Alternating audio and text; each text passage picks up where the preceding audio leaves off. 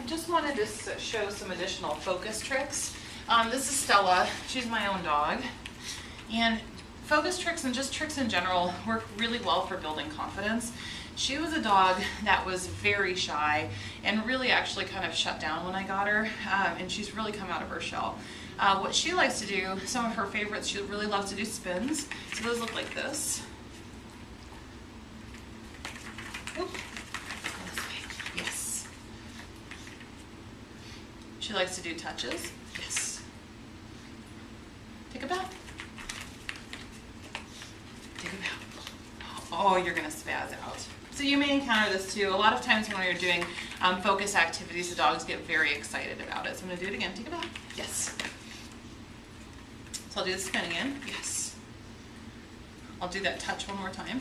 And then I want to show you a couple of other things. So targeting is another really good one. She's learned to target a bell. So I've had it hidden because she tends to just go crazy anytime it's out. But I'm going to set it down. Yes. Yes.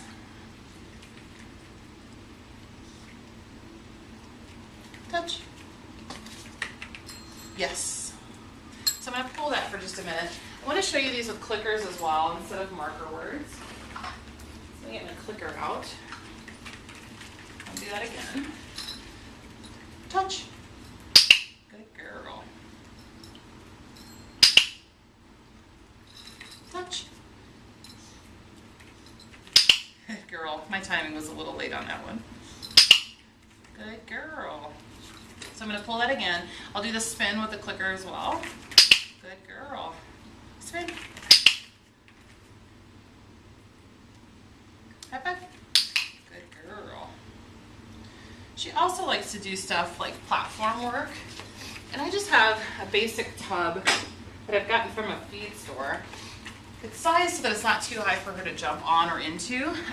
But first I'll show you on to the platform. So I'm just going to let her do. Good job. They kind of become platform addicts, so she really likes to target anything high. But I'm going to toss this away. Up. Good girl. You can do just basic behaviors on a platform. Sit. Good girl. She has a hard time spinning. This is something that we're working through right now, but spin. Ready.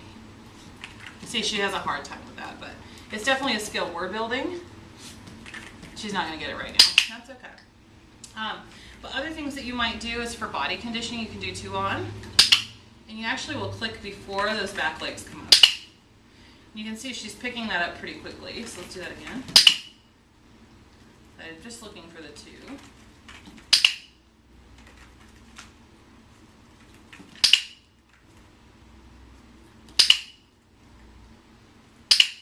So you can see your timing needs to be really precise on those.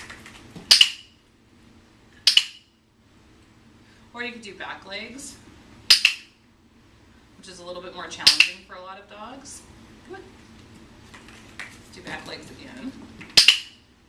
Good job. The other thing that you could do, so you can teach your dog to get into items.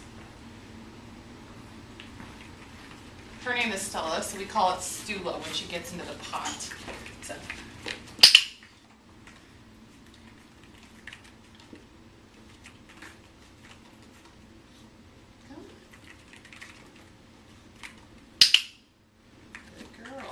You're going to jump right over that thing. Good job. And in this case, she's a little tentative to get in there.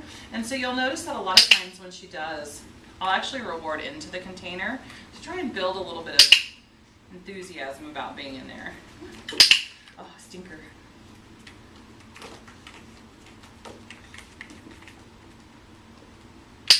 Good job. And again, rewarding there. So this is another behavior that's a work in progress for us. She was really lacking confidence about getting into items. And so this has taken us a little while. So this is actually a decent amount of work for her, but probably a puppy or a dog that's well adjusted would do this pretty quickly. Good job. All right, so another one that I'm going to show you is just a quick jump over the legs behavior. This one's also fun. So I'm going to start with one leg. Up. Good job. And I might go to 2. Still up. Good job. And she thoroughly enjoys this. Oftentimes I don't even cue it and she'll just start jumping. So, up, up. Good job. And I'm just adding more repetitions in before clicks, just to kind of wean back those treats a little bit. So we'll do that just a couple more times. Okay. Up, up, up. Good girl. Now another one, I was telling you about how she gets a little bit sensitive in tighter spaces like that pot and things, or I guess the bowl. So we are also, very funny, working on going under the legs. So I'm just going to put my legs up and I'm going to try and lure her under. And in the beginning I'm going to take that behavior, then I'm going to go, very funny little stinker. I'm going to actually try for one leg. Good girl, come on, get it. She's getting scared. But you can see there's just a lot of different things you can do. That's another one she does, is hopping over both legs. So she does a lot of offering behaviors, and you can see she's having a blast doing this stuff, even though some of it's a challenge for her. You know, I think I was alluding earlier to the fact that she was a pretty nervous dog when I got her. She was actually to the point where when we first got her, no matter where we set her, she'd stay there for really long periods of time until we moved her again. So you could set her in a chair and she'd stay there for hours if you left her, you know, and then you'd set her somewhere else, and then you'd set her in her kennel, and she just was totally shut down. And this trick training that we've done has been phenomenal for our bond and also for her confidence. But also tricks are fun for dogs in that changing it up a little bit and keeping it exciting as far as your training goes a long way to keep your dog engaged with you. If we're constantly working on sits, downs, and stands, the dogs do start to get a little bit bored with those behaviors. And so, you know, adding a little bit of variety, it can make it more engaging for them. So hopefully that works for you. And as you guys saw, it's not a straight line with training. You go back and forth with things that they're really good at for her. Her spins are solid because she loves doing them. Some of these more recent behaviors we're working on, like getting into the pot or going under things, those tighter space behaviors, are just taking her a little bit more time. And we just take it at her pace. So hopefully that helps with giving you a little bit of idea, but you know, the sky is the limit. Thank you.